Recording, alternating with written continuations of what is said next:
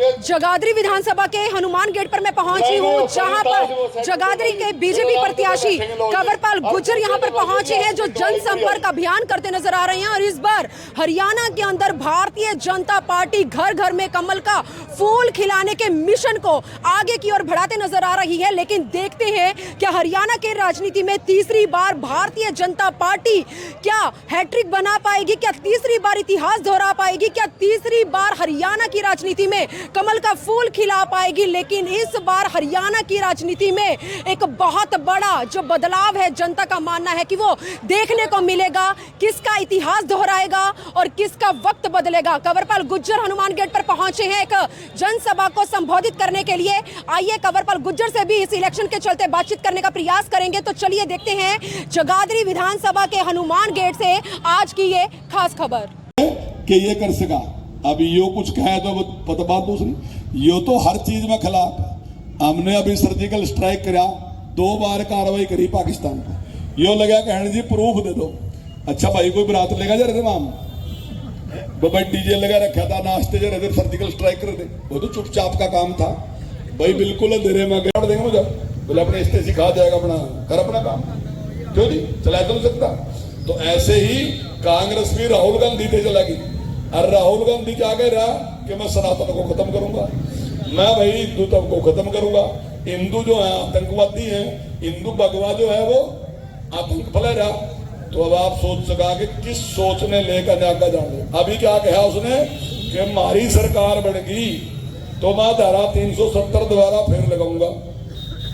बोल लो भाई धारा 370 का फायदा रहा भाई। भी जवाहरलाल यूनिवर्सिटी में एक आंदोलन था, बात तो 6-7 साल की, तो वहां में नारे लगा रहते कि भारत तेरे टुकड़े होंगे इंशाअल्लाह इंशाअल्लाह। ये भगवान उसकी प्रार्थना करके कह रहते हैं भारत के टुकड़े होंगे, उस पर मांग रहे थे दिक्कर हम कहें, दिक्कर हम जाएगा कहें भगवान जताए देना।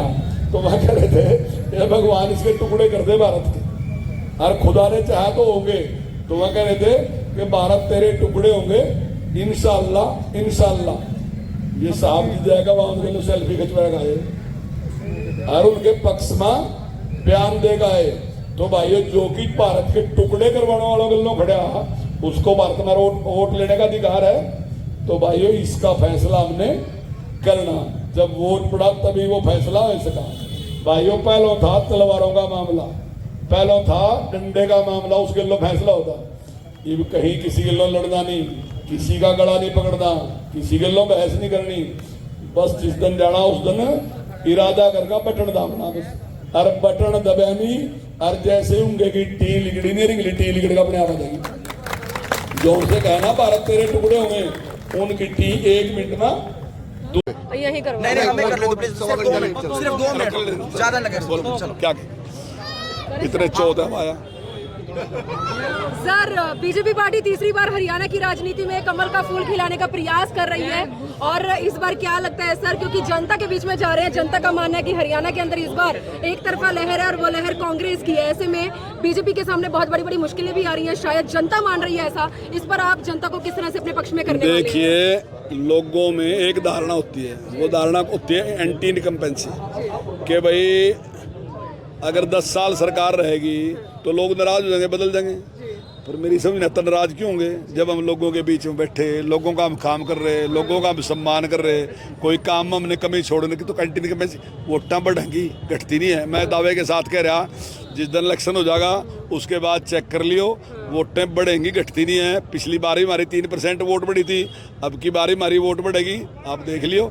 लोगों में कोई वो नहीं है। सर बीजेपी से बड़ी बड़ी घोषणाएं जो है वो दूसरी पार्टियां करती नजर आ रही हैं, ऐसे में हो सकता है जनता इस बार उन पार्टी की घोषणाओं दूसरी पार्टियां घोषणाएं करती हैं, लेकिन हरियाणा का मतदाता बड़ा जागरूक मतदाता है।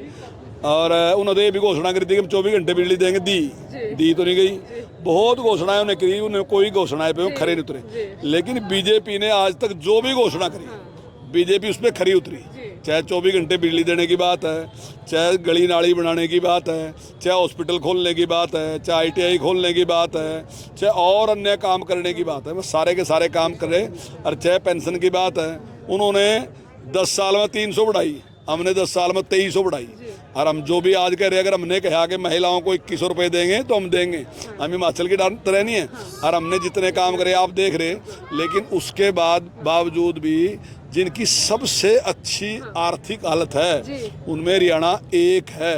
और ये मैं नहीं कह रहा, स्वयं केंद्रीय वित्त मंत्री ने बात कहा कि हरियाणा की आर्थिक स्थिति सबसे अच्छी है। सर, अब तक का सबसे अहम सवाल कि कल आपके जगाधरी विधानसभा के अंदर ही जो राष्ट्रीय संयोजक है अरविंद केजरीवाल, वो वहां पर पहुंचे थे, एक जन सैलाब उस रोड शो में उमड़ता नजर आया था और एक वादा करके ऐलान करके गए हैं इस बार जगाधरी की सीट पर उनके प्रत्याशी जो है अपनी पार्टी का परचम लहराएंगे। क्या कहना देखो भाई, अगर 400 आदमी जन सैलाब हैं फिर तो था जन सैलाब है जी। हर आदमी भी बाहर से ले गए, उनकी वोटा नहीं आया जो उनसे लेकर आए, वोटा उनकी बाहर हैं, तो बाहर से मुश्किल से पकड़ के 400-500 आदमी ले गए, उसको तो जन सैलाब नहीं।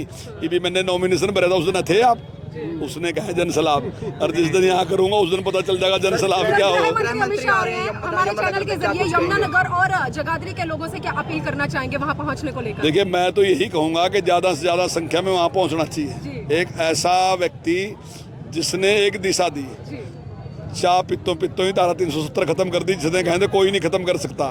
शाम ने बैठे और सवेरे टुकड़े पाए 370 के भी 35 के भी, और जिसने हर जगह जिस प्रकार से काम करके दिखाया, तो ऐसा एक महान नेता जिसने एक दिशा दी देश को, तो वो यहाँ आने लग रहा। और मैं सबसे अपील करूँगा कि ज़्यादा से ज़्यादा संख्या में उनके विचारों को सुने। धन्यवाद।